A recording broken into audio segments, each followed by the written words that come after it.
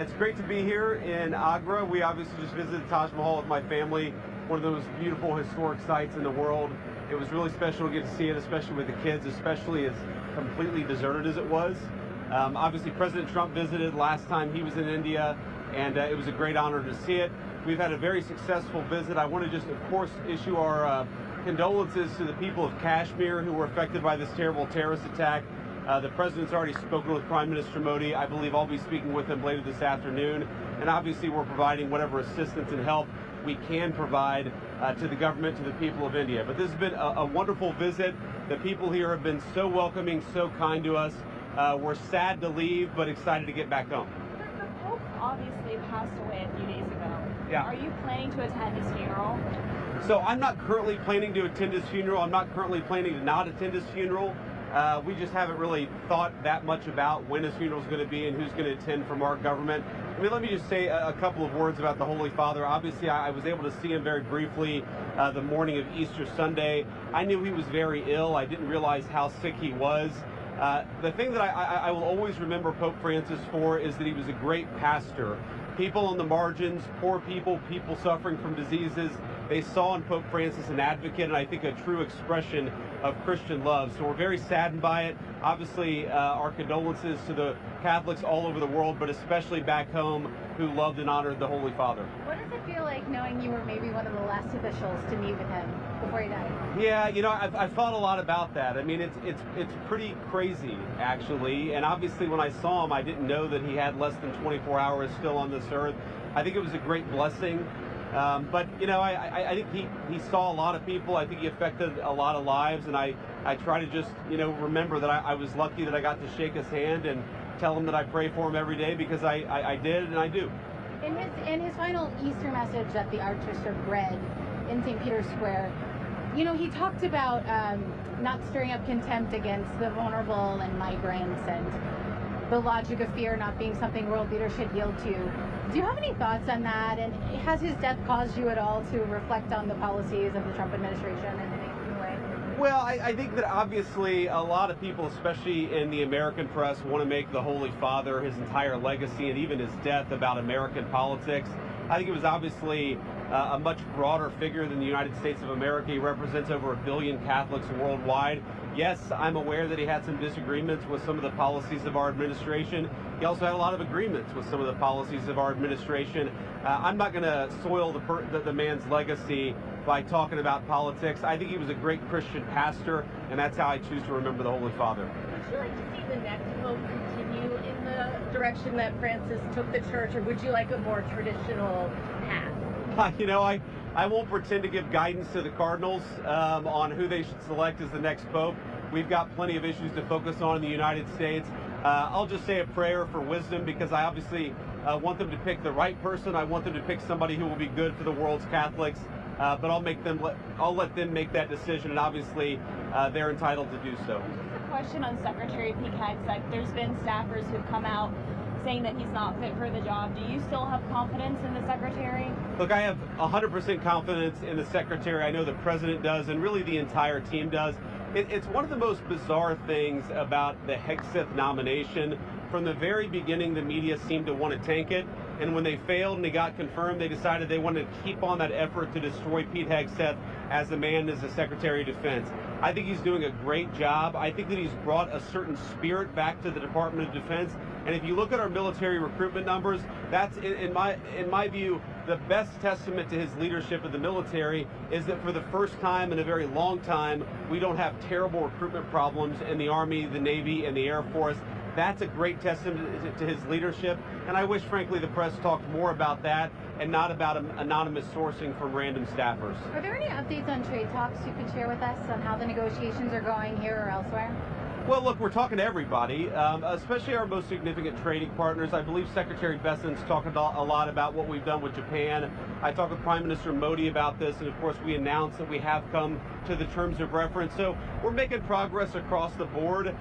It's a little bit too early to prejudge to say what any of these deals is going to look like. But I think the fundamental thing that the president has said is, look, global trade has become fundamentally imbalanced. The American taxpayer and the American nation has become the piggy bank for the entire world. We absorb the world's producer surplus, but that's bad for American workers, it's bad for American exporters, and it's something the president ran on stopping, and I think that he's making great progress in stopping it early on in this second term.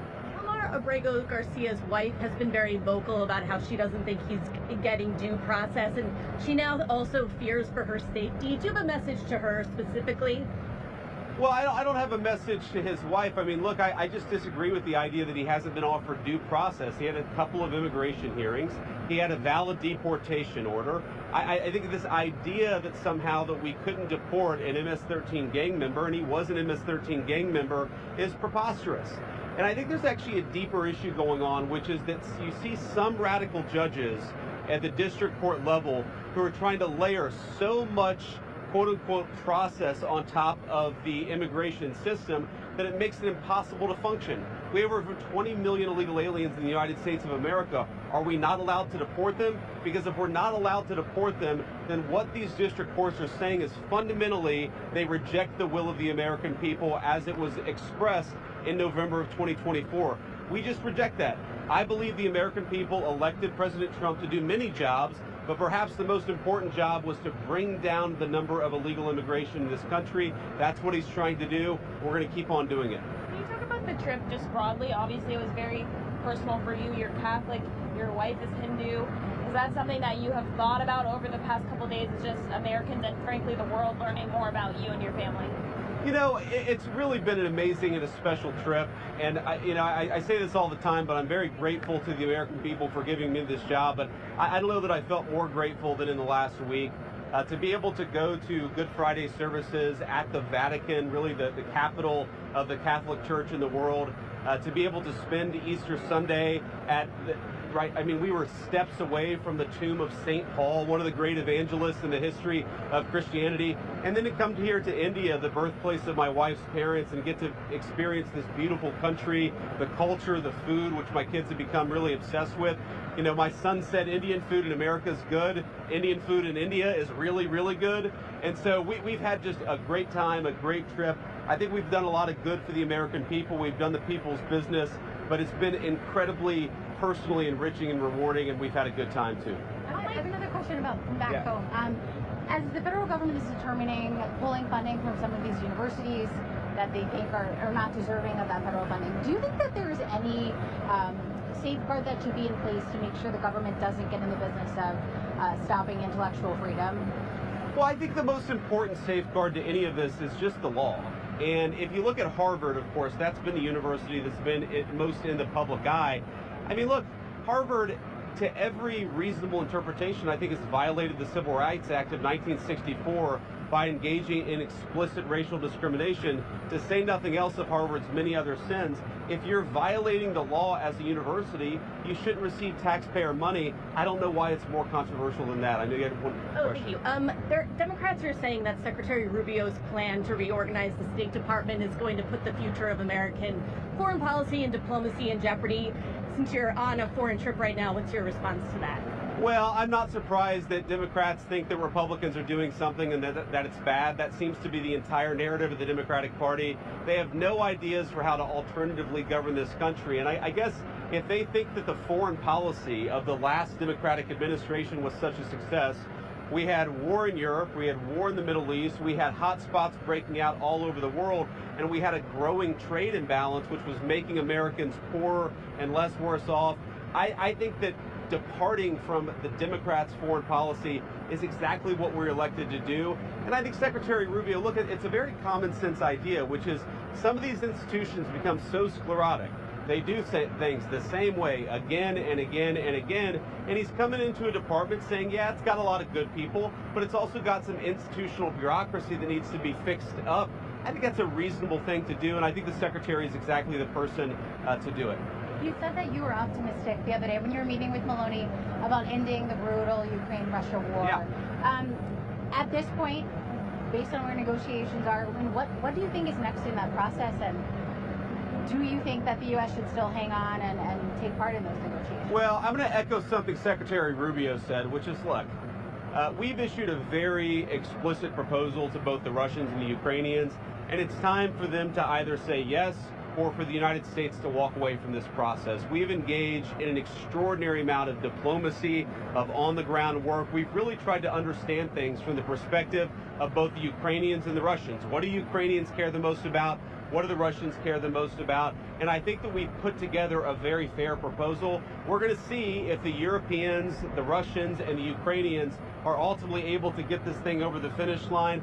Again, I feel pretty optimistic about it. I think everybody has been negotiating in good faith, but it's now time, I think, to take, if not the final step, one of the final steps, which is at a broad level, the parties saying, we're going to stop the killing, we're going to freeze the territorial lines at some level close to where they are today, and we're going to actually put in place the kind of long-term diplomatic settlement that hopefully will lead to long-term peace. I'm going to take one more question before the kids start banging on the airplane windows.